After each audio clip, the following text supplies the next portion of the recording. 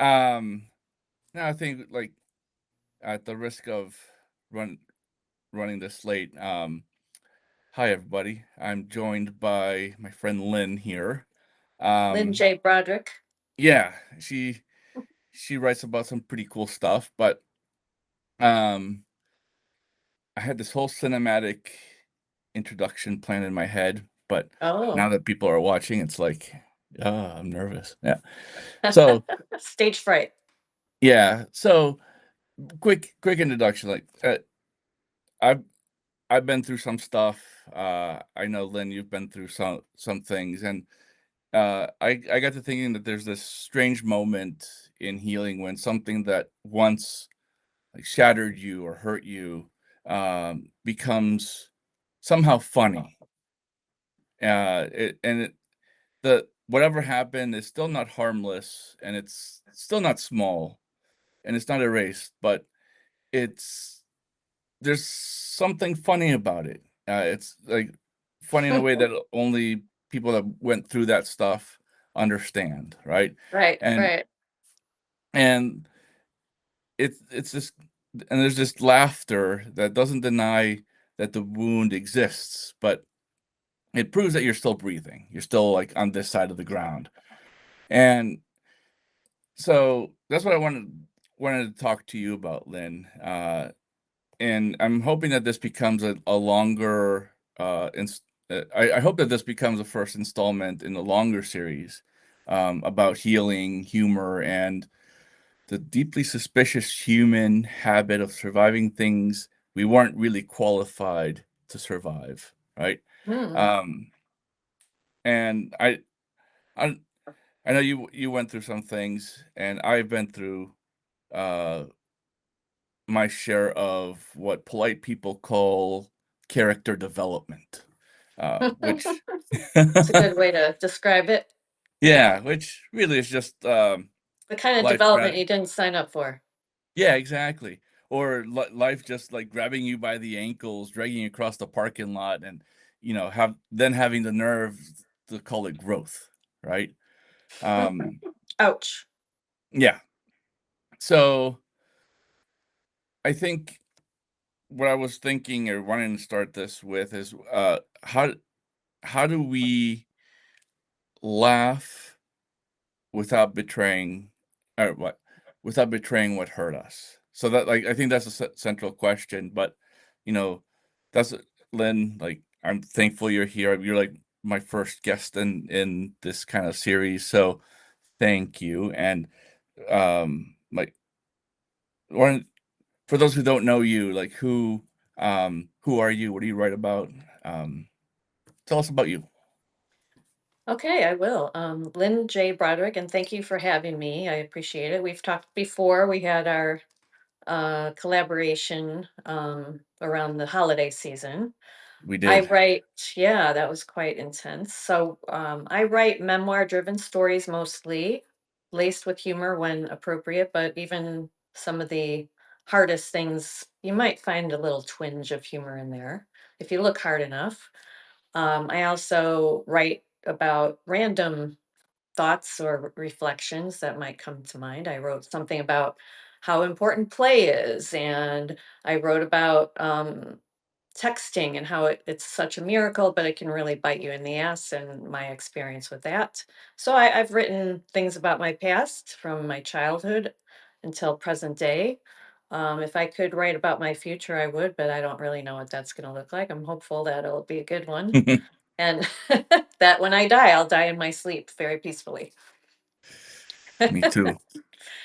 Yeah, so that is me. I live in the Chicago suburbs, kind of a little north of Chicago, an hour north if you have no traffic, which is never. So we don't Did get we downtown too often. It takes the last time we went, it took like 2 hours to get there. did I tell you I used to live in Illinois? Yeah. Hmm. Yeah, it's a Yeah, nice you went area. to school Yeah. in at Lake Forest College. No, I went to Trinity International University in Deerfield. Oh, okay. Yeah, so Yeah, that's not uh, too far from me. Probably 40 minutes from where I live. yeah, and in my youth, I spent some time in Wakanda. That's very much closer to where I live. Yeah, and Okay. funny story funny story about that. Um, I I was in an Uber in Baltimore, and And they took you to Wakanda? well, it does involve Wakanda. I I as I was entering the Uber, I was on a work call, in French, and, um, like, it only lasted, like, 5 more minutes while I was on the Uber, but then I hung up, and the guy, uh the guy was like, "Hey, man, what language was that?" I was like, "Oh, it's French." I was in a work call, so I apologize, and he's like, "Oh, uh, like, what work do you do that you speak French?" I was like, "Oh," I told him a little bit of my international work, and this was a project in Africa, and he's like, "Man, I always wanted to go to my motherland," and, um, Oh, you know and so he was African American, and so I asked mhm. him, like, "Where'd you go? Where would you go?" And he said, "Man, I wanna go to Wakanda." And Oh, and Wakanda, not Wakanda, Illinois. yeah, like Wakanda, Black Panther Wakanda. Right. And I thought he was joking. I was like, "No, no, like, really, where'd you go? Where would you go?" He's like, "Wakanda." And I was like, "Brother, like, if you wanna go to Wakanda, you'd have to go to Illinois." Wakanda doesn't exist in Africa. Anyway, Oh my the gosh. anyway, now I am derailing it with, uh, I guess we could turn it into a segue, right? Sure. Um, Why not? so I guess I started the mo or I should say, wow. I want to start with a moment where humor became more than just something funny, right? Because for some of us, humor stops being a personality trait and it it shifts over to becoming a survival tool, which is rude, frankly. I would Yes. have preferred I would have preferred like a coupon or a pamphlet, but here we A are. coupon. um, my question for you, Lynn, is when did humor first become more than just something funny for you? Like, when did it become something that helped you survive or cope uh, with whatever life was throwing at you? I would say goes back to childhood. Were you It always was a a funny way for kid? me to get attention. I Oh, had an older brother and a younger brother. My older brother seemed, I think it was all perception, but probably not even true, but was more like the golden child. And then my younger brother was so adorable with his little dimples and everything. And I was in the middle, and I was good in school and all these other things. And I just, later in life, my mom said, "Oh, you just were always fine. So you didn't really need our attention." So I used it as a way to, I would just act kind of goofy at the dinner table. Um, and it really was my way. They'd be like, "Oh, Lynn Ann, you're so silly." And so it was just a way to get attention in reality. And I was a comedy addict even as a kid. I loved watching The Little Rascals. That was kind of comedy. But Three Stooges, Get Smart, you were a Three Stooges fan? Groucho Marx, all of these shows. That's the stuff I love to watch. So I not only I just and I still love comedy. If there's a show on, it's like, well, is there comedy involved? Or even just a little bit of humor? Because I those are my favorite kind of shows. So it really started back then. And also I was such a shy person, not initially in grade school, but after we moved and I felt like I didn't fit in, and I just had a hard time even speaking. I was just so anxious. These people just didn't, I mean, I came from a suburb and this was a farm town. So I just felt like an outsider, and I would just have my little, I would say something if I ever talked, it would be usually kind of humorous, and people would say, "Oh, you're so funny."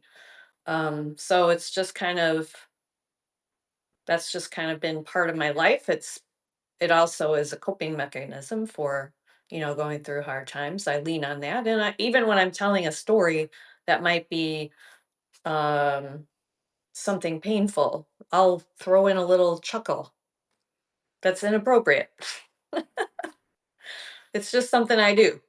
And I noticed my mom doing that as she was dying. So like I used to like I use it as a like a diffuser. So like um one time my sister and I got into it when we were young when yeah, I mean we weren't that Just we one were time? younger. I just want and you know she was riding me on something. I did something stupid and I just wanted the conversation to be over. So I was like, "Hey, you know, if you choke a Smurf, what color does it turn?" And she just started cracking up, and I do the same thing with you. It's like I use humor to kinda, like, deflect and stress or bring in levity for, in stressful situations, Yeah, which I think, hey, if it works. and, like, when you were younger, did you realize that humor was helping you in the moment, or did you only realize that No. later? Yeah, Hmm? definitely later. I realize that now I'm more in touch with those kind of things. I think it back then it was just really I just felt like it was part of who I was. I wasn't really like consciously, hey, I'm going to get attention, so this is what I'm going to do or anything like that. It was just sort of an automatic response. But my mom always she had a very dry sense of humor, so I got that from her, and she had her own very difficult times. She got pregnant on purpose at the age of 19 with my dad, and she was escaping her household where her dad, who was his nickname was Smiley because he was or Smiler because he was always smiling, but he actually committed suicide when she was 19. So she was Oh, escaping damn. that, but always, had this dry sense of humor. So I think that's a gift she gave to me is the humor. But yeah, I didn't really realize it. It was just kind of like what I did. Yeah, and, like, for me and my story, like, I I grew up autistic and not ever knowing about it, Hmm. and I would do anything to not have the center of attention on me. Oh, So, um, so when someone like, I'd be in class and someone would call out on me, I'd just say something funny. I didn't even mhm. I wasn't even trying to be funny. I'd just say something short and just smart enough to get, uh, the attention off of me, but people would just start laughing. And I didn't know if they were laughing at me or just laughing at what I was saying. It wasn't until later where people were like, "Dude, you were, like, the most hysterical kid in our class." I'm like, "Why? I didn't say much." I just I don't think that's anybody would say that about me necessarily. Some what, people would say I was funny, but they wouldn't say, "Oh, Lynn, you were the most hilarious person." I got, the most, what do they call those in English? The high school thing when they write on your yearbook, like, most likely to be, this or I know there's a specific term for it. I forget now. Oh, hmm. I don't. Um, I don't but know. mine was most likely to be a comedian. Oh, there you go. Yeah. I tried that once and Did you? yeah. Yeah. There's a YouTube As video a like of a the stand up or in a like a comedy place, open mic or what? yeah, it was a stand-up comedy as well. It was like a 10-minute little set thing and yeah. Cool. And there's a YouTube video out there. Oh, Uh well, and you'll have to share that up. yeah. I'll shoot it to you. It's me trying You to got to be a share it with the drunken. world. I know. Oh, and I hated it, so, like, I, um, I never told people about it, Oh, until okay. recently. So, anyway, but My it's like husband did 10 that too. what? Yeah, Stand-up comedy? he did it a few times. He was also an extra in movies. He was wanting to be an actor, but then he had a family. He's like, "Ah, I better get a job, or better just focus on the real job, the paying job." So he just kind of gave it up. But He's always joking around. He's very funny. I don't know why people find what I have to say funny, but sometimes it just comes out. I don't know. Uh, but what was there a moment where you thought that like I shouldn't be laughing right now, but somehow that laughter helped? Yeah, I'm sure. I'm sure there was like an inappropriate time too, but oh, you should have asked me this in advance. I could have like had an Oh, answer. well, we I could can't always not we great could. at coming up with answers on the fly sometimes. We can come back to that. Well, how about you? You must have a moment like that. Oh, I can't think of one right now. It's possible it was at a funeral, but I I might was be about thinking to of a Mary Tyler Moore show when they were uh, laughing at a funeral. I'm not sure if it was me or just a memory of that show. no, mine was mine was at a funeral, but there's a lot of context uh to it. But uh one of my friends so in high school, we had a friend named Kyle, and Mhm. he stepped we went on a school trip. He stepped on a rock and he broke his femur. Oh, Uh from stepping on a rock? it ended up that he had cancer. Oh And so, like, gosh. it brittled his bones. Oh, So yeah, and so they, like, oh, amputated his leg, oh my and gosh. yeah, and he was, like, the most hilarious kid. Like, he got a prosthetic, and, Mhm. like, he would take it off and, like, hit people with it. Um, Oh, was there and a foot on it when he was yeah, there was, doing that? like he could use it to walk, and one time we walked for, like, 3 miles from school to my house, and I was like, "You sure you can make it, dude?" He's like, "Yeah. Alright," like, um, but, t he ended up passing away from, lung cancer our junior Oh, year. goodness. Yeah, and one of our friends who took it really hard showed up really high At and the funeral? at the funeral, and I was trying to keep my friend from doing something crappy or something Mhm. stupid, and he just kinda fell over asleep. Oh, He, like no. and I just started cracking up because it was like it looked like he just dropped dead, Yeah. and people people were like I got a look from my friend Kyle's mom initially, like a glare, like, "Why are you laughing?" And then she saw him on the floor, and she Oh just my started cracking god. up too. It was the most I don't Oh, know why it was no. funny, but it brought, like, so much levity to a sad occasion. Yeah. Uh, but, like, I mean, I didn't do anything funny, my friend did, but I laughed 'cause I thought it was hilarious. Anyway, Oh, that's funny. Laughter at it a was funeral. um, but I think that's a good transition to sometimes laughter shows up where it has no business being, right? A funeral, for instance. Yeah. Um, and it's one of those it's one of the strangest things about healing is that laughter sometimes shows up places that are inappropriate.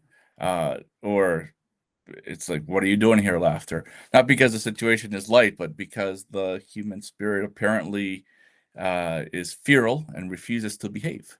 Uh, so my question for you, Lynn, is, can you remember a moment when laughter showed up in a place that it hadn't I guess it's somewhat related to my first question, but, um, can you remember a time where laughter showed up in a place that it had no business being and somehow helped you breathe a little? Well, I gotta start writing shit down when that happens because I know I know there's a few times recently that it was something I did that was just so ridiculous, and I laugh at myself. Um, almost to the point of tears, and I hadn't laughed like that in a long time, but I can't tell you what it was that happened, and that's the part that sucks. I just did a collaboration with somebody about memory. So, um, yeah, I think I need to jot that down. It's things that you think you're gonna remember, and then they just go poof, and they're gone. So, sorry, I don't have an answer for that one either. Yeah, and like, um, so in my past, and I went through some hard stuff. Like I got psychologically abused for being autistic, Mm, and uh, I was convinced that my white life was worthless, and that the world would be better off without me. Um, so that led to uh, a me seeking help, yeah, and uh, and I when I came out of that, um, I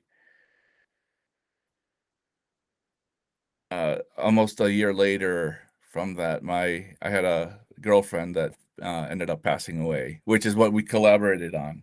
yeah. And I I thought I would like that's when I started writing and on Substack, and I thought I was like processing everything from the abuse to losing my lady, Mhm. um,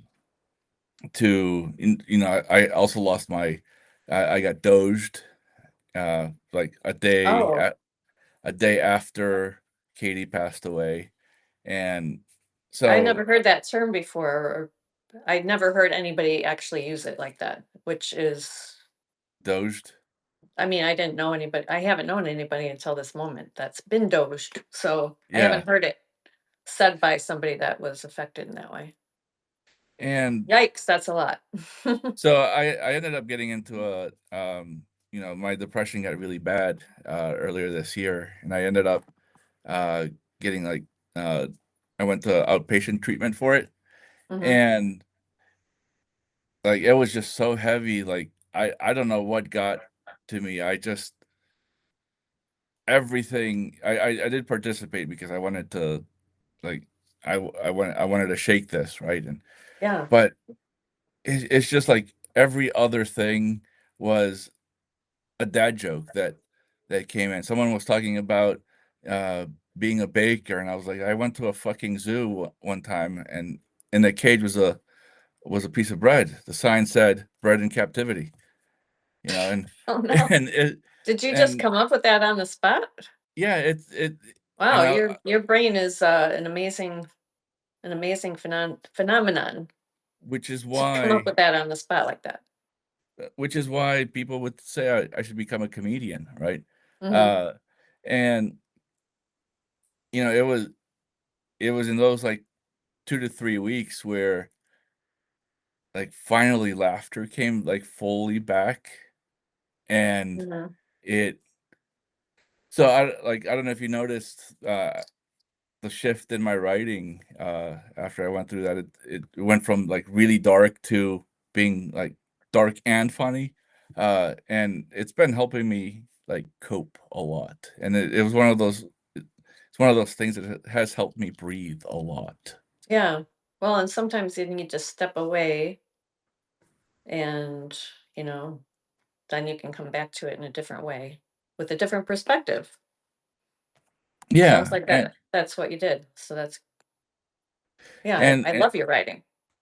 yeah, oh, I I I still need to be more accepting of my writing, but it's something I struggle with still. Yeah, you are the worst with that. I am. I I need it it's I don't know if you follow the therapist that comes undone or that came undone. Yeah, I've seen her work, definitely. But her and I talk all the time off Substack, and Mhm. it's like I cannot take a compliment. It's the worst thing in the world for me. But um but for for you, like Did laughter or laughing uh change the weight of what you were carrying at any point when you went through some hard stuff? Um, yeah, I mean, I always turn to humor, comedy movies, comedy TV shows, comedy books that have humor. I do not read books that are tear jerkers. I was watching the show Hacks, and I'm not going to give anything. I don't want to do a spoiler here, but the You said finale, hacks? Hacks, it's a comedy, Okay. Emmy award-winning comedy, and I was watching it alone the other night because my husband was out of town, and it was the season finale, and I ended up, and it's a very funny show. I ended up crying my eyes out on that episode. There's reason for that, but I'm not going to tell you what it is. Have you seen the Um, show Bad Monkey? yes, I yeah, I love that that's show. I hope that's one of there's my more coming. I know. But that's Uh what I turn to. That's what, if I'm having a hard time, I grab on to comedy. And sometimes maybe what I need is to watch or read something that actually brings out my emotion and allows me to let it loose. But I do that pretty well on my own. do you think you grab onto the funny or the comedy to stay present when everything feels heavy, or why do you think you latch onto comedy so hard? Because I need something to make me laugh. I need to feel better. That's what I do. That's my healing. I It turn to laughter. I turn to things I need to, who can make me laugh. it's there's I But only if for it's my choice. Like sometimes I might be in a certain mood, but my husband likes to make people laugh, but if he's trying to make me laugh, then it's like I just need to have this moment. It's got to be my choice. Like I'm going to turn the channel to something funny, but I don't want it to be like forced upon me. I see. It's very complicated. What tell me more about like what I'm curious about that. Like if I feel like I'm kind of the same way, where it has to be my choice, but, like, where do you think that is that if if someone's purposefully trying to make us laugh, we wince at it, whereas if it comes from directly from us, it's we're more attuned to having humor, enter our lives to make it better or make the situation better. Well, I think if you're kind of in a mood or you're feeling down about something, um, you want somebody to come to meet you where you are, as opposed to trying to lift you out of that. It's something I of course appreciate that somebody wants to do that for me, but sometimes you just need somebody to say, "I understand." I understand why you're, feeling that way. Not, "Oh, here's a joke." You know what I mean?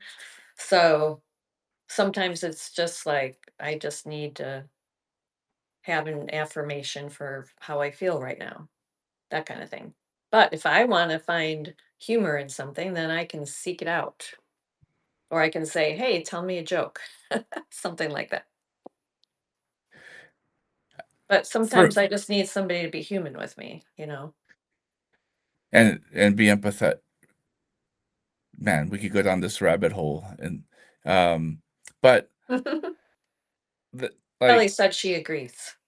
with, uh "Hey, Kelly." Oh, um, what I struggle with, especially recently, um, is for a long time after my my marriage ended and, the abuse stopped, I felt this strange guilt, uh, for laughing, Mm, um, like or laughing while something still hurts, okay. uh, as if as if pain required a certain dress code, like black clothing, soft piano music, no snacks, but like No snacks. but grief and trauma don't always like behave neatly. Um, Right, right, right. and is do you I don't know if you felt that ever, feel guilty for laughing about something that still hurt. Yeah, absolutely. In fact, sometimes I'll say, "Hey, mom and dad, um, I haven't forgotten that you died, and I might seem like I'm okay right now, or I'm having, some laughs or something like that." And like as long as nobody else is around, I'll do this. um, and just like, "Hey, you're always in my heart," and because I will find myself like, "Oh, I feel kind of light today." I've been feeling pretty okay, but I have definitely had my moments. But when I'm like, there might be some hours that go by and I haven't thought about my parents, and then all of a sudden, like it happened the other day, I was here, uh, just kind of la la la, having a great day, and then all of a sudden I look up at the mantle and both of my parents are on either side in their little urns. My dad's got a bigger one, slightly bigger. And it was like, it just stopped me in my tracks like, shit, mom and dad are dead. And then I almost started crying. And then a friend called me. It's like, oh, I just almost had a moment. Hmm. But yeah, it is sort of like I feel a certain level of guilt when that happens. But then I also know that they wouldn't want me to just be wallowing every hour of every day, which, I'm not doing. I had a little bit of trauma after each one of them died because there was some trauma and drama during that whole process. And I wrote about both of them in those situations. But then you get past that and you start feeling like like I'm finding space in my days now that I haven't felt for a long time. Like I was driving along like, wow, I feel like I have time, you know because I was so immersed in, when my dad was still alive, making sure I went to see him and taking care of all their finances. And then, all the things that happen after they die. And there's still some loose ends I have to wrap up, but I've been feeling kind of a lightness in a way, and it's definitely missing them. But then the lightness of, I don't have to, that sounds terrible, even just saying it, but I don't like, I'm glad that they're past their pain. I miss them and who they were before they had those declining days. And I miss them even when they were in their declining days, because that was still part of who they were, you know? Um, but then it's kind of a relief at the same time. But I think Hmm. that they would understand that. But yeah, so what was the question again? Oh, I think it was, do you ever feel guilty Yeah. for laughing about something that still hurt? Yeah, so it can be laughter or even lightness. But I mean, we have to keep living because life is so short. And that has really been driven home by just seeing my mom was 24 years older than me. She had me when she was 24, obviously, if you can figure that out. Um, so it's like 24 years goes by in a minute. And I don't have I feel like I don't know, my days are numbered. So I don't want to be like sad all the time. And so I'm trying to I try to catch myself if I feel that guilt or, you know, for feeling like I have a right to be happy because I this is my life, you got to grab on to the great moments, as well. Yeah, and for me, it was uh, I struggle a lot with, or I was struggling a lot with after Katie passed away because her, especially around laughter, because her and I had this Mm, kind of relationship based on like really sarcastic banter, and Yeah. it was like she was hilarious. It in such a way that that was kind of biting at this like it was biting and loving at the same time, right? Mhm. And it's to your point about she was only 41 when she passed away. Yeah, that's so She was young. young. And I think part of me like if she was still alive and we just had broken up, that would have hurt and it would have, been fine. But we we never got that. I mean, we did get closure, but it's not the closure that like really helped anyone out, right? Yeah. Uh and so like something I was struggling for a long time is that loyalty of to her. And if I'm having like if I'm having a good time, she didn't have a good time the last 3 weeks of her life, and Right. like she wasn't laughing. Should I? Is it okay if I'm laughing? Is it okay if I'm moving on? And it Mhm. it's taken me a little over a year to start come into my own again in terms of Yeah. humor and finding someone else and it's Yeah, yeah I can't it's I know, that's a whole different level of grief. That's a whole yeah different like losing your parents, you expect that to happen. a little bit more Losing nat s it's a little bit more natural, so to I speak. call it classic grief. Yeah. It's the kind, and hopefully, you don't want your parents to die young. My parents lived into my mom was 85, my dad was 91. I mean, that's a beautiful thing. They were around for a Oh, long time. that's a blessing. Um, mhm. Yeah. So, and they were healthy most of those years. So, and that, so to lose somebody that's so young and it's so unexpected, it's just, that's tragic. So I just can't even imagine what that would feel like. And I hope I don't have to experience it anytime soon. But all in the same is like I think humor can do two very different things. Uh, Mhm. Sometimes it opens the door to healing, Mhm. and other times it becomes a very charming security guard standing in front of the paint saying, "Nothing to see here." Uh, and naturally, I wear sunglasses indoors, and I almost uh, wore my sunglasses today I should. just for fun, but then I didn't. I left mine. I went to water Katie's plants the other day, and I left it on top of my car. And Oh, I poop. drove through the cemetery, and then I was pulling out to the main road, and I just saw my glasses fall to the back of my car, and someone ran it over, and I was like, Oh, "Oh!" no. I hope they Yeah. weren't prescription. Uh, no, I lost those. Oh, great. Yeah, yeah, I lost those on the hike, and anyway. Uh, but uh I wanted to get your perspective on like the difference between humor that heals and humor that hides. You are asking some challenging questions. Oh, sorry. Humor that heals and humor that hides.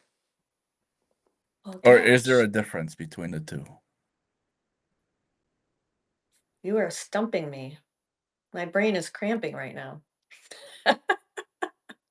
It's something I've been thinking That's an about. interesting thing. I want to know your thoughts on that. Um, I could tell you about something terrible that happened. Not All right. terrible. Wait, no, it was terrible. I wasn't being my best self, Mhm. but humor did come into it, but it was not my best moment. All right, And let's I hear it. did make somebody laugh, but they were trying to hide their laughter Okay. because it wasn't good for them to be laughing. Hmm. So I had been going through the ringer with Chase Bank since my mom died. This account is locked up. I'm not going to go into all the details, I but think you wrote about it recently, didn't you? I was thinking about it, but I don't think I put it out there. I remember reading something about that, or maybe it was someone else. But yeah, maybe Anyway, other people are having yeah. problems with Chase Bank. If you work for Chase Bank, I've already filed a complaint. But anyway, so I mean, nobody had all the right answers. I keep having to go into the branch. Hey, you got to do this. No, you got to do this. And then it was all about this social security check that got deposited. And, you know, it locked up the account. Um, but anyway, so the last time I went in there, after like numerous times and numerous phone calls, and me having to follow up, hey, is everything okay now? Can I come in and just get the funds that are in there? And they're like, yeah, now's the time. Come on in. So this was last week. Go in there. The guy's like, okay, we're going to get that money out of there. And then he's looking at his computer and he just kind of went, oh, shoot. I'm like, okay, if this is going to go sideways again, what did I say? You might have another death on your hands. Now, I wasn't talking about me killing them. I was talking about I was going to slit my wrist because I had just like had it up to here with all of these like going back and forth and nobody having the right answers. So then some other guy comes in and they're both hovering over the computer and I'm just like, "Oh, geez. More of my time, more stress. They should have a process where they know all the answers to all the things that can go wrong." And I know, that's maybe not reasonable. And then another woman comes in. Now this woman, she was interesting. She was very like adamant about this social security check. They pay in arrears, and so this needs to go back to social security. And then they're arguing amongst themselves. And I'm like, I talked to social security, and this is from the previous month. It belongs in the checking account, whatever. But this woman had like these painted on eyebrows that were like up like this, Oh like no. clown eyebrows. And she was a little frightening, but I was like, I think you're wrong. And she just was insistent that she was right, blah, blah, blah. They told me I needed to talk to Social Security again, but they couldn't give me any money. So I leave there and I go on this. I walked for 5 minutes, 5 miles. I was just so perturbed by the situation.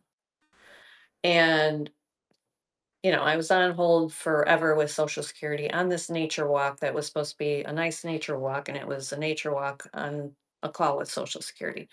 But I knew I was correct, and I was. I went back there because you can't just call the branch because nobody answers. Nobody answers at the branch anymore. It goes right to the 800 number, and they don't know anything. So I go in there. I'm all sweaty, after my 5 mile walk because it was kind of hot. And I saw that woman walking towards the bathroom and I'm like, "Hey, you were wrong about that social security check." And I was actually tapping I don't do this. This is not my personality whatsoever. I was tapping the table with my finger, which isn't like I was pounding it, but I was like very like insistent on what I knew about the social security check. And you are absolutely wrong and you guys should know what you're doing. Anyway, and she just was like, "Oh, brother," so she goes and leaves. Turns out she's the assistant manager of the bank. And I'm telling these other people, I need to talk to the manager. This is what's going on. And I need this to be cleared up. And I'm just tired of coming in and dealing with this. I don't understand why nobody knows what's going on and what to do. You guys need a manual. I'm being like I'm going postal almost, but Were you and being a Karen, Lynn? I was being a Karen, but rightfully so. So some guy takes me back to call the back office. Turns out she was the assistant manager. She comes out. She's like, "Okay, he'll take care of you. It's out of our control. It's locked up because this is what the back office does." I'm like, "I don't care who does it. Can we call the back office?" So she sends me back with this guy who calls the back office. But meanwhile, she's out there. I could see through the window talking to another woman and like looking my way. And I know that they were talking about me in a derogatory manner. Mhm. Maybe that was appropriate. I don't know. But I'm a woman in grief. Both my parents died within a year of each other. And I just want to close this account and move on with my life, you know? And it's like everybody's dropping the ball. People aren't going above the call of duty. They're not like going the extra mile.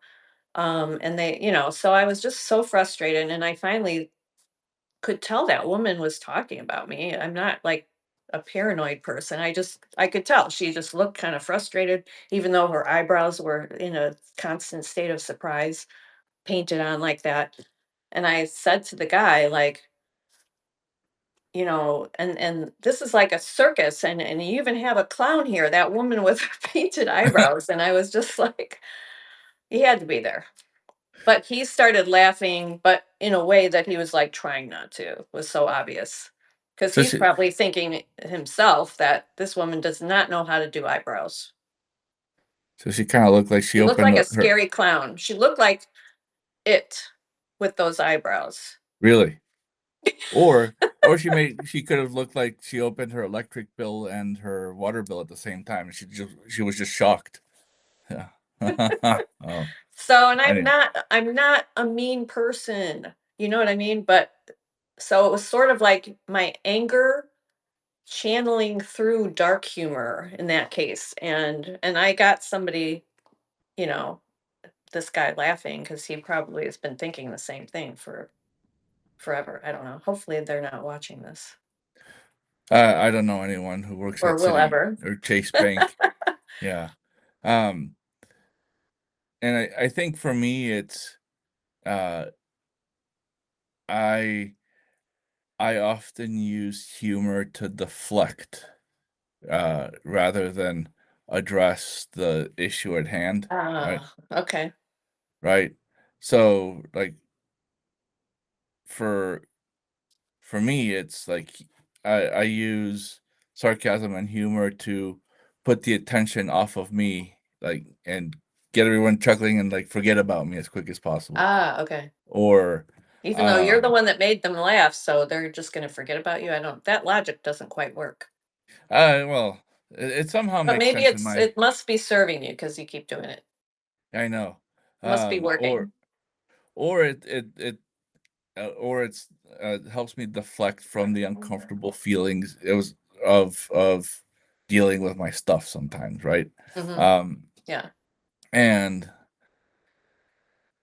so in that sense, I was thinking about this that like that's the kind of humor that hides when you're like when you use it to deflect things that you Hmm. want to suppress and Okay. or not really address. Yeah, that But makes sense. the other thing, um, this and this was fun actually. Uh, not that long ago, I think you wrote something to me about you. It was a private message about if I had anything memoir-ish that was funny. Oh, yeah. Hmm. Uh, and out came an essay about my character in my book, in my memoir, used to be my Turkish girlfriend. Um, Yeah. and I had a lot of fun writing it because it was like making fun of, or uh, at least telling the world of a funny moment, taking uh, a, sheltered Muslim girl and taking her to Spain and we're letting her loose in a beach in Barcelona where it's Europeans are a little bit more freer in certain things Right. uh and so and I try to warn her and just like seeing her shock of like we would never do this in Turkey and what the hell, like and even the older ladies are doing it um and then we had like she bumped into the same-sex couple that was like cuddling on the beach sleeping or Hmm. spooning on the beach sleeping and she was like, it it literally looked like primitive man first discovered fire. Uh, like the expression on her, and you know, and I think that was a catalytic moment. If you hadn't done that, I don't think I would have said, okay, well, how can I find the ridiculous in what I'm going through, right? Hmm. And make fun of that too. Right. And uh and it in having that kind of paradigm shift, it's helped me a lot in terms of healing because now it's like it doesn't look so scary anymore. Like Hmm. Okay. the abuse, the being told to off myself because of my autism or losing Katie, Hmm. um and that that's been a little bit, you know, freeing in that sense of using humor to actually heal. Right. Well, that's cool. I like that. Yeah, so you were a part of that, Lynn. Yay, me. Yeah. Well, Um, that makes me happy. yeah. But in the same time, like you can use humor to deflect. You can use humor to Right. heal. Hmm. But you can also use humor, I think, to tell the truth. Right. But you can tell the truth sideways. Uh, because I feel like sometimes seriousness walks up to a locked door and knocks politely, and then humor sneaks in through the window, wearing a fake mustache and somehow gets everyone talking. And um It lightens the so moment. It kind of like takes yeah. it takes people off guard sometimes, and then they are like, "Oh, okay, now I can say what I need to say." Yeah, and like do you think that humor uh can facilitate us being able to tell truths that seriousness sometimes can't reach? Oh, absolutely. Yeah, Tell me I more. think well, I mean, I think that when I'm writing something that is about a time that maybe I was more anxious or whatever, if I put a certain spin on it, it makes it seem not so bad, I guess. It's like I can more easily put it out there if I can add humor to it because then it's sort of like, oh, that's pretty cool. That's kind of funny that happened instead of being tragic. It's more of, and I don't really write in a dark way. I don't really, I mean, I do have some doozies out there that I'll be writing about at some point, and they will have humor attached to them. And I think it's just a way to attaching the humor to it is more, it's not like I even do it purposely, it just kind of happens, but it makes it easier to tell a story if I add humor to it. I guess that is a way of deflecting. It's like deflecting from the seriousness of it and making people less comfortable hearing it. Do you think that rather than deflecting that it softens the truth or sharpens the truth or I it think it somehow does can both? sharpen, I think it can do both, but it also connects. It helps to connect with the other person if there's Hmm. some humor. It kind of lets a person in in a way that they feel maybe more comfortable. So it's kind of a way to using humor to help you say something honest before you could say it plainly, right? Yeah. Hmm. That's an interesting take. Why do you think that people sometimes hear hard truths better when they arrive with a joke?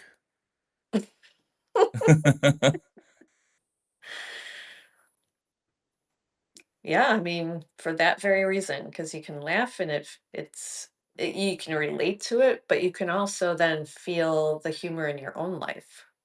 Like, kind of see the humor in your own life. Like, wow, if she can laugh about that, or if I can laugh about her story that sort of has like some stuff in it that's maybe uncomfortable, I can laugh at myself, and it makes life a little lighter for everybody.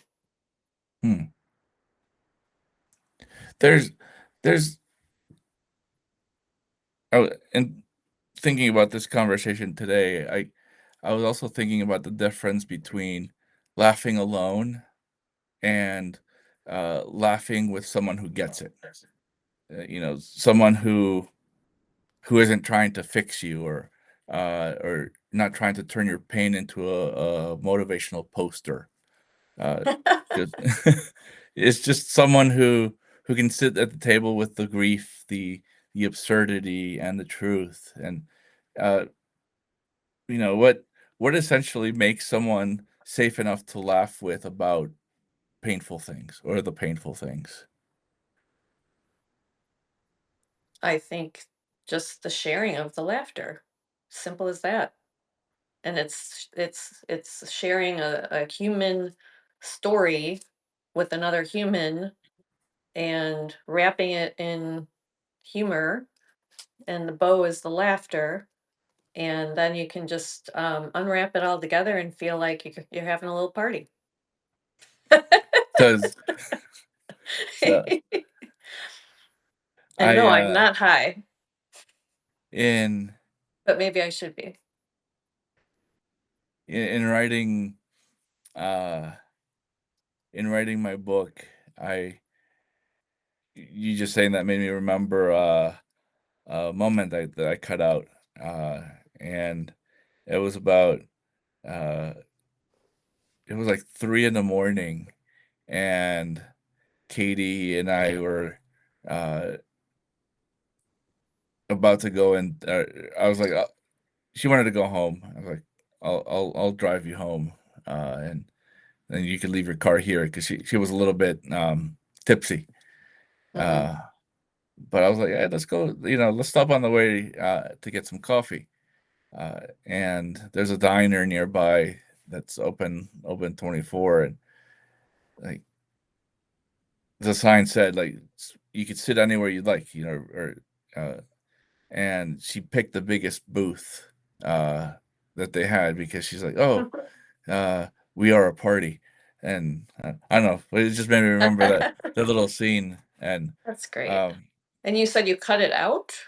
I did. Why? um I think um it was attached to another point where it was shortly before she got sick. Um, we There was a flickering light, and she said something ominous. She Hmm. said, I'm like that light because sometime soon I'm gonna be out too. Really? Oh, wow. And like and she said, just remember this moment. And I never No understood why she kidding. said it. Huh. Like, and I was like, well, that's weird. And so I cut it because I thought it was too painful for me to remember. And I Okay. don't and it's then I was thinking of in terms of like the literary mechanisms, like, oh, that's just too convenient. Like the Like almost he cliche, but it really happened. yeah. And it after the book came out and I was talking to Katie's parents, like Katie's mom said something about Katie sending a message to her colleagues, uh, through teams about, you know, it, she's not going to be around for much longer, but she would want everyone to just get along and just work as a team. Hmm. And and then I was like, damn it, I should have kept it in the book then. Well, you can always do a Yeah, reprint. but Add it back later. An oh, addendum. have you met Heidi? Have you got Yeah, I just Heidi? saw her Yeah, picture from British Columbia, right? yeah. I was making fun of her Starbucks thing, and anyway, she said that grief is such a blend of emotions and experiences, sadness, laughter in the same moment, memories that can bring both tears and laughter. Absolutely, yeah. True that. Um, I wonder why humor. In thinking a lot of how Katie and I were brought together, it was brought through humor, Hmm. and it got me wondering, like, why does shared humor create intimacy so quickly, especially between people who've been through things? Like, do you have any theories on that, Miss Lynn? Well, the first night that my husband and I met back in 2018, um, that's what kind of connected us as well. He has a very certain sense of humor. He'll have accents. We'll be at a restaurant and he'll use a different accent, like he's from Australia or whatever. And he'll just come up with a little scheme of, like, we'll come up with a story of things that aren't even true, and we'll just kind of act them out in front of people. Like one time in line at the airport, oh yeah, too bad our jet is in the shop. That Mhm. kind of stuff. Now we got to hop on this regular commercial flight, but hey, it's been a while, it's kind of fun to do this. We'll just do stuff like that, and we just play off of each other. But he saw that in me that first night that we were together, and he definitely appreciated that. um so I think that we're, I don't know if that would work with everybody.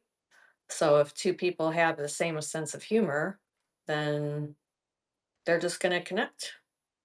So and that just will make intimacy that much easier, I guess.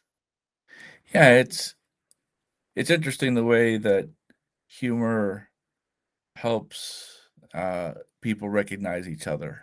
Hmm. It's uh, even if it's like you and your husband, similar senses of humor, but I think humor can also, and I think this is why Katie and I bonded so quickly right off the bat.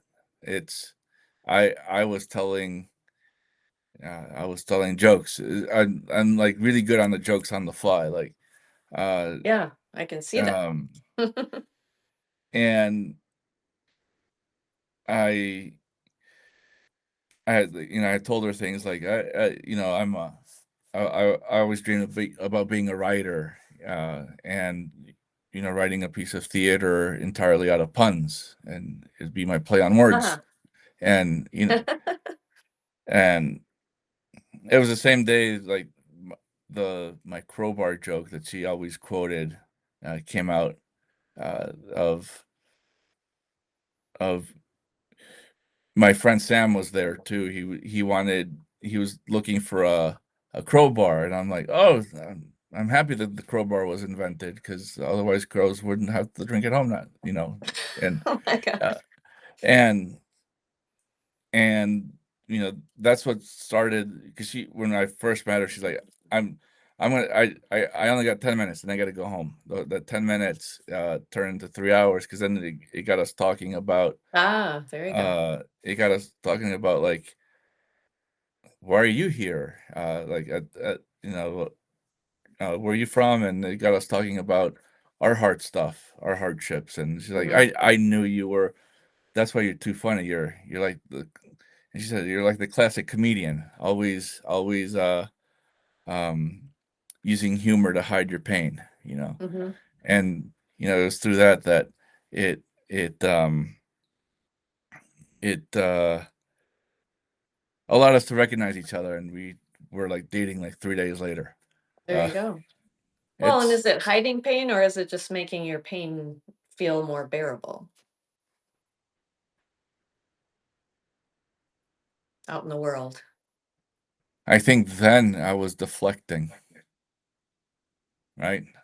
Mhm. Um, because I'd just gone out, like literally, it was like 3 months after uh like my wife left, and Oh, yeah.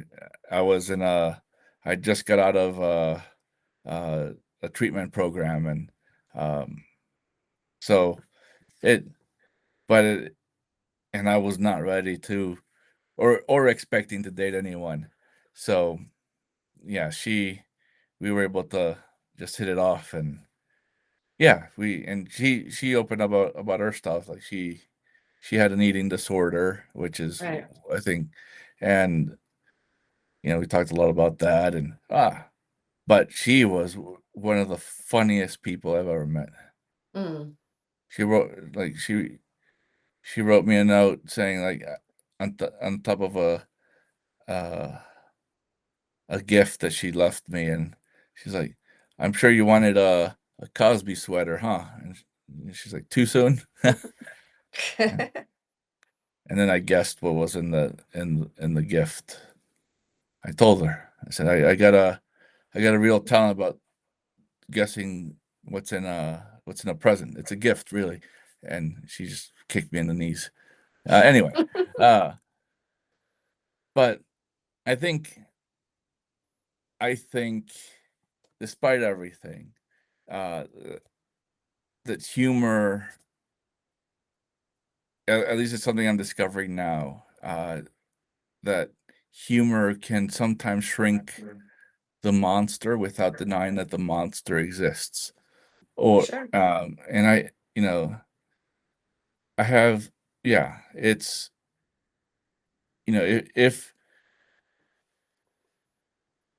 if your trauma or your pain had to wear a ridiculous hat, or so it seemed less powerful, what hat are we putting it on your pain, Lynn?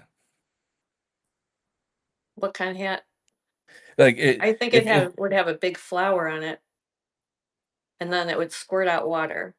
Yeah, or the one with the fan up top. Oh, yeah. Gotta have the fan. And then I would paint my eyebrows on really in a big surprise Oh, fashion. like the lady from the bank. Right? That's a good callback. Yeah. Um, I mean, not that my eyebrows are done perfectly, but if I ever but have to draw on my eyebrows, they will be hopefully in this same position. What hat do would you you wear? what hat would I put on my monster? I would put just a beanie. Keep it simple. Okay. Sorry, the sun is just setting just right, so on this window. Um, but My um, son's over there somewhere. so the thing I keep coming back to is that humor gives something back. It might not give back the things we lost, or the thing, or anything like that, but or it may not undo the trauma or the grief or the betrayal, the illness, or the collapse of whatever chapter life wrote while clearly unsupervised. But it does give back. Like, at least the part of the self that pain tried to confiscate. Um, what has humor helped you reclaim?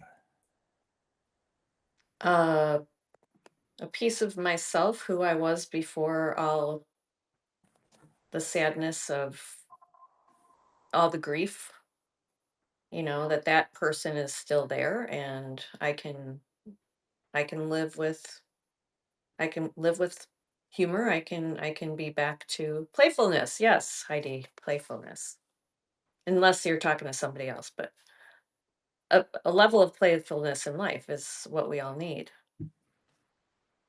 So Just being so just, yeah, that I can I I still am that person and I can continue to be that person. I don't have to identify with my grief as that's who I am. It's just a part of me. so essentially, like, having humor, uh, help you feel more like yourself again. Mhm. Mm, Yeah. yeah, it's a powerful thing about laughter is how it can, remind you that you're still here, Mhm. and Yeah, I definitely. I remember Just that, like your like book. yeah, um, I remember the first time I laughed really hard, after everything fell apart. My friend, and bless her, she's one of the most amazing people in the world. Her, Lauren, who I put in my book as Jenny, uh, she used to walk shadow, and that's how I met Oh, her. okay. Uh, and after um, after shit hit the fan, she drove from we used to live a mile from each other in Maryland, Mhm. and she drove up here, and she um, h- her and I used to do a lot of shenanigans, and we used to do impersonations too. But uh, she said something ridiculous, like, uh, "Yeah, you know the voice from Ice Age, the sloth." Have you ever seen that Um, movie? yeah, but can you do it? I cannot. Oh, okay. Uh, I was gonna say. but she told I had to address something that I think I had to like call the lawyer back for the divorce, and but she said it like as the sloth in Okay. uh in Ice Age, but also with a slight gay voice, and Okay. like it just took me aback, like what? It and like it you know when a dog is sleeping and he farts and it Mhm. wakes him up and he's shocked. Uh, I was like that when my laugh came out. I was like, "Wait, what? What? What?" That's great. 'Cause, but, uh, at the sa like, I am finally finding that that part of humor that is healing, and I keep thinking about the person who might listen to this or read one of our pieces of writing, and they're still in the middle of grief or trauma um, or whatever middle of it is for them, right? And, Mhm. they're not healed, they're not polished yet, they're not ready to turn their pain into wisdom or not ready to make, meaning out of their road, uh, and not even ready to be inspiring. They're just trying to get through Tuesday without emotionally combusting in the grocery store. Right. Uh, what would you say to that person uh, who is still in that messy middle and feels nowhere near healed? Give yourself grace and just keep, going one step at a time. That's all you can do. And it'll doesn't feel like it at that moment. But I mean, I'm not saying I'm completely healed or anything, but there is light at the end of the tunnel. I'm here to prove that. And there's a lot of people on Substack that are dealing with a lot a lot worse griefs out there. And I think like when I hear other people's stories or read other people's stories, I find comfort in that because it makes me feel less alone. And I would just encourage people to um, read other stories, and it gives you perspective and it makes you feel more connected to other people going through the same thing. And like Anderson Cooper's show, I don't know if you've heard it before. I have actually. Yeah. all there is. He talks to people, celebrities and regular people alike, about their loss, their grief, how they're getting through it, their experience, and I'm s- I was binge listening to that right after my dad died, and also I love listening to it now. Um, and it really is a comfort. It just is. So, and you can get past it, and you will, but it's always going to be with you. It's not like grief just disappears. It's just you're going to have more moments where you're not weighed down by it. And you can laugh again. It's just going to happen. It just will.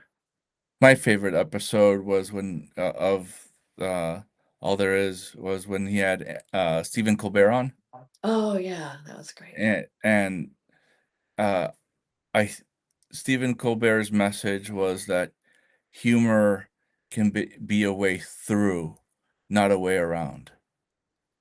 Yeah, I love that. And that is uh that has really stuck with me, especially as of late, Mhm. of having, yeah, it's having humor be that lantern as you're going through those Right. moments of darkness. Uh, Mhm. because humor and laughter, uh, like, I'm not naive. And I don't want to like sell that it's like a way to fix the wound, but and like it doesn't erase the grief, the grief of losing your parents, Right. or it doesn't undo trauma or make the hard things less hard, but maybe as I'm experiencing this is that laughter is the sound of the self returning, Mhm. and maybe it's the first ridiculous holy proof that the pain didn't get all of me. So, like, I love does that. yeah, And it's almost and like it's an ointment. It doesn't fix it, but it can soothe it. yeah, or I don't know, like, How many or more analogies can I come up with like that? or maybe it could be a form of defiance, Ah, or yes. Very um, true. yeah. Um, as you were going through your grief, like, what has humor made possible, or yeah, what has humor made possible after? Uh, well, let me rephrase that question. Let's keep it simple. Uh, what does your humor make possible after something painful? um, for me, it's kind of a release of the pain. So, If I, essentially, making the pain more bearable. Yeah. yeah, yeah. Hmm. Hmm. Hmm. Makes me think. Oh, shoot. It's already an hour and 20 minutes? Damn. Oh my goodness, how'd that happen? I don't know. No wonder why I Uh, feel so hungry. I know, me too. I What are you having and for dinner? tacos. It's Oh, Tuesday. Taco Tuesday, right? Yeah. I think Uh, we're having leftover bolognese. I think but I don't smell anything, so hmm. I don't Last smell week, food. last week, I live next door to my brother, and Mhm. he has 3 kids, and we had tacos for Taco Tuesday, and uh what was it? They came over Wednesday, and Oops. I opened the refrigerator and I said, "Hey, your kids didn't eat their tacos. They're still in the fridge. What do you want me to do with them?" He said, "Oh, just throw them out." And so I did, and I still didn't know what to do with the tacos. Uh, Wait a minute. but never mind. I missed that. I threw the kids out of the house. Oh, okay, Uh, sorry. I think uh, I started thinking about food and tacos, yeah. so that Anyway, one just kinda went right over my head. Yeah, it's uh I gotta workshop that one. Um, No, I think but you're into something there. but I hope like overall for anyone listening, I hope that this conversation didn't pretend that healing was clean or linear or neatly packaged for public consumption. Um, I think that Definitely not. uh, yeah, I think that humor lets the mess be the mess and uh, lets the pain matter, but it also makes room for the strange, holy absurdity that laughing is just a thing. Um, what do you think? What do you hope that someone carries with them after hearing this conversation? Um, I was gonna say balloons. Balloons? Oh, well, That was dumb. No, I mean, that's the first thing that popped into my head. No, I hope they my carry hope and lightness. my mind immediately went to uh the day I moved in here was also my birthday. Mhm. Uh and Katie came in with balloons and one of them said congratulations grad on Oh, that's funny. it just made me laugh. But don't let Um them loose into the sky because that's really bad for the environment. I kept the balloons in my room for like 4 months. Okay. Yeah, after my birthday. And she kept telling me, aren't you gonna throw these out? I'm like, no. But um anyway, um thanks for agreeing to talk with me, Lynn. And My pleasure. I should have sent you questions ahead of time, but I was No, just you thinking know about what? them. It makes it more fun. There is I no know. shoulds involved with this. That's my problem. That Yeah. I'm not as able to come I don't have like my memory on certain things is not so great. If you talk to my mom, her memory's not so good either. Yeah. No. I'll come Um, up with it later. I'll remember what I was cracking up about maybe and I'll let you know. maybe it makes room for round two. Didn't anyway. Absolutely. And Anyway, funny hmm? enough, not really funny, but I have a few grief poems. I didn't want to be a grief writer. I'm just going to close with that. But I have these poems, and I think that's what I'm going to be publishing tomorrow. And they're not Good. really funny, but Grief poems. yeah, Sometimes it's okay not to be funny. I guess. Hey, well, let me know when you publish them. I want to read them. All right, I will. I'll leave my infamous comments. Those are always spectacular and Yeah, people appreciated. keep saying that.